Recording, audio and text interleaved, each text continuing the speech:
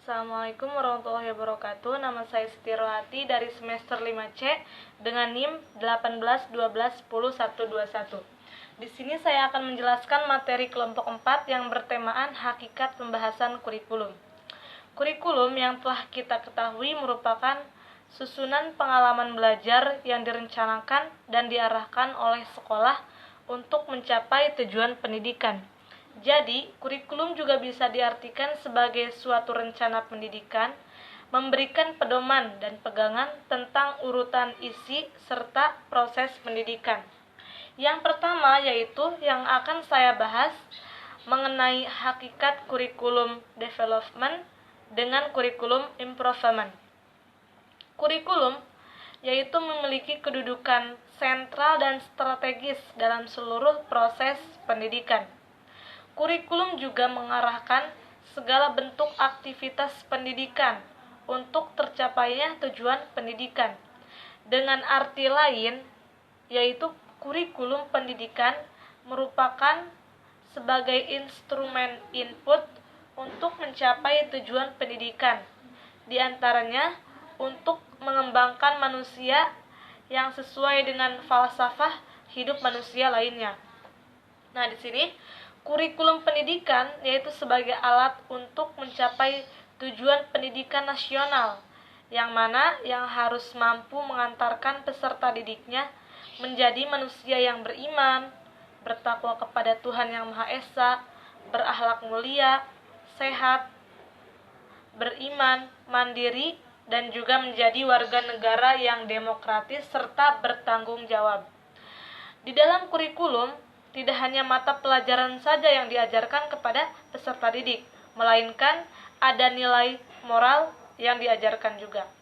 Selanjutnya, pembahasan kedua yaitu mengenai perbedaan kurikulum development dengan kurikulum improvement.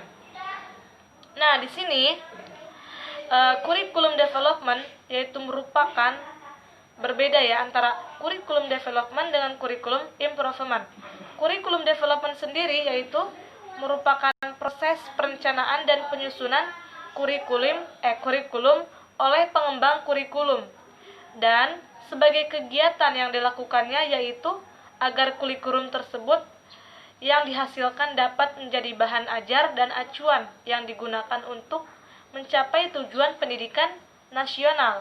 Sedangkan berbeda dengan kurikulum improvement, yaitu kurikulum yang ini itu merupakan proses peningkatan kurikulum, berbeda ya, dan juga berbagai pendekatan yang telah digunakan dalam mengembangkan kurikulum tersebut. Pendekatan yang digunakan diantaranya ada analisis, desain, pemilihan formasi, dan juga review. Nah, selanjutnya pembahasan yang akan saya bahas yaitu mengenai langkah-langkah pengembangan kurikulum. Dalam pengembangan kurikulum ada juga beberapa langkah pengembangan. Di antaranya yaitu merumuskan tujuan pendidikan. Yang kedua ada merumuskan dan menyeleksi pengalaman-pengalaman belajar. Yang ketiga ada mengorganisasi pengalaman-pengalaman belajar, dan yang keempat ada mengevaluasi. Selanjutnya, setelah langkah-langkah ada juga strategi pengembangan kurikulum.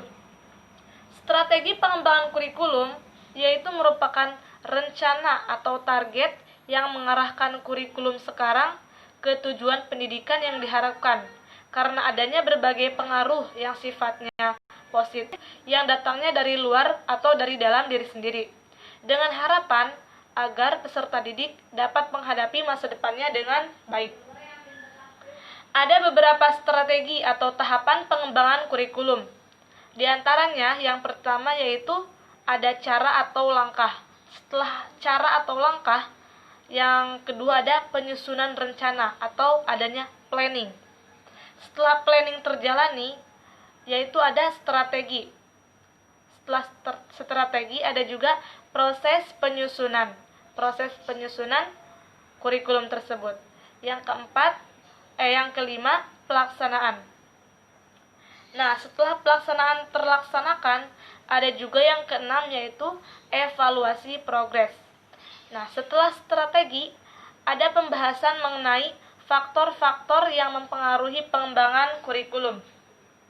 Di sini, yang saya ketahui dari buku, ada 3 faktor yang mempengaruhi pengembangan kurikulum.